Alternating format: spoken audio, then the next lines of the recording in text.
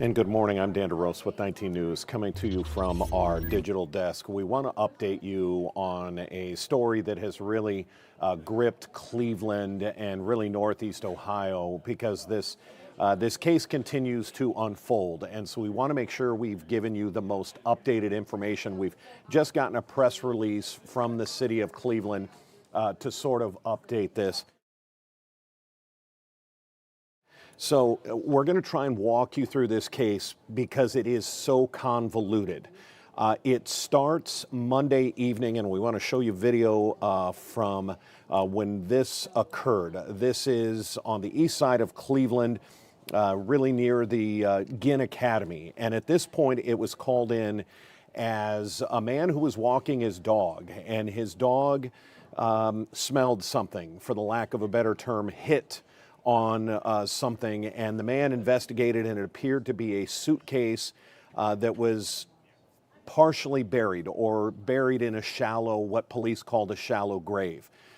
Immediately they began searching that area. They do find that first suitcase, and there was a child's body in there. They start searching the rest of the area. You can kind of see it's a wooded area. As they begin to search that that area, they find a second suitcase that is also partially buried or in a shallow grave and also contains the body of a young child. And so that's where the case evolved as far as Monday night into Tuesday. A little bit of information came out Tuesday that it appears that the DNA from testing the DNA from the two children, that they appeared to be at least half sisters. And that really started the investigation. And from what the Cleveland police say in this press release, that the homicide unit launched in an intensive investigation working to develop leads through area canvassing, witness interviews, and the review of available surveillance footage. Despite limited initial evidence, detectives worked quickly and methodically to advance the investigation. That goes through the course of a day or two, and I want to show you exactly where we are talking in the city of Cleveland on the east side, just so that if you're familiar with the area, that you might be able to just see where we're talking. You can see I-90 on the east side, and we are focusing in on where that red bullet point is. It is the intersection of Midland Avenue and East 162nd. You can see it's just a half a block away from Ginn Academy, and it's really this wooded area that you see on the back of this, what they call Saranac Playground. You see the trees before those what look like semi-trailers. That's the area that these two suitcases and the two young girls' bodies were found. Let's fast forward to yesterday.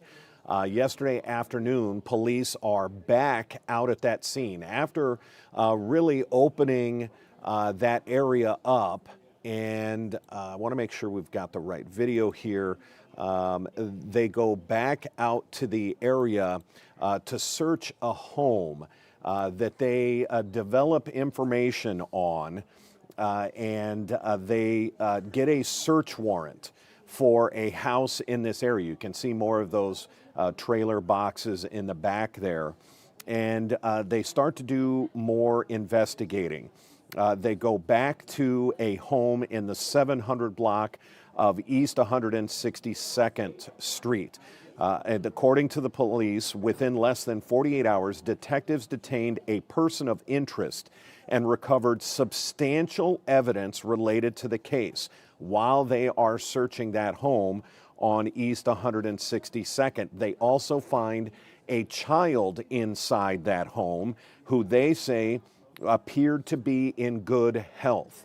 Now, from that, we do know that according to police and their release, that one person was taken into custody. A 28-year-old female was arrested, and she is expected to be charged later today. That's where we want to sort of stop with the information given us today from police. What we also know through working this story is that, and Police have yet to put a name to the 28-year-old arrested. They at least don't put that name in this press release. But what we know is that a 28-year-old woman was arrested yesterday evening, and she was arrested on charges of murder and child endangering. That was the arrest charges and why she was arrested. Now, you at home may want to put two and two together.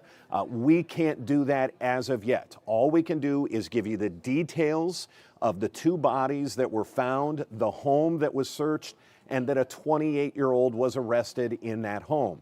We can also tell you that we know in the city of Cleveland and Cuyahoga County from the Sheriff's Department that this woman was arrested yesterday, Leah Henderson. She is 28 years old and arrested and expecting charges for murder and child endangering.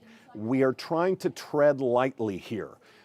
We are just giving you what we know, that this woman here has been arrested, Leah Henderson, and she has been arrested and is expected to be charged for murder and child endangering. But that's kind of where we have to stop. And again, you at home may be wanting to put two and two together, but we are just sort of pumping the brakes just a little bit. Now, we do know that according to the press release, when we start talking about that house on East 162nd, police are telling us that that is a 28-year-old woman and that she is expected to be charged later today. Now, will we be able to finally connect the dots later today? Very possible.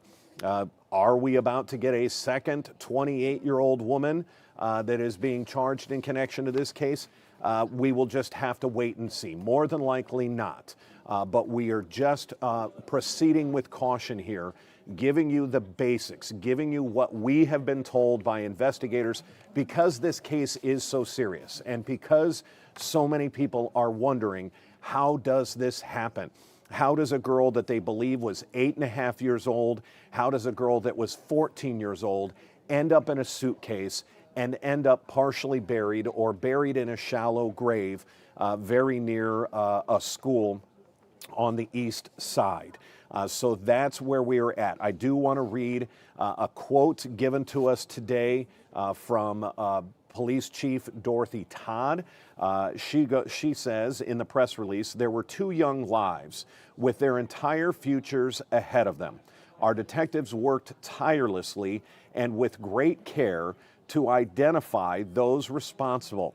She goes on to say, "Investigations of this nature require patience, precision, and discretion.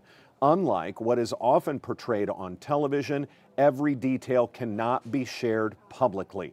Certain information must remain confidential to protect the integrity and of the investigation and ensure justice for these victims." Chief Todd goes on to say that careful and methodical work allowed our detectives to develop evidence needed to make quick identification of a person of interest, ultimately resulting in an arrest. So that's where we stand.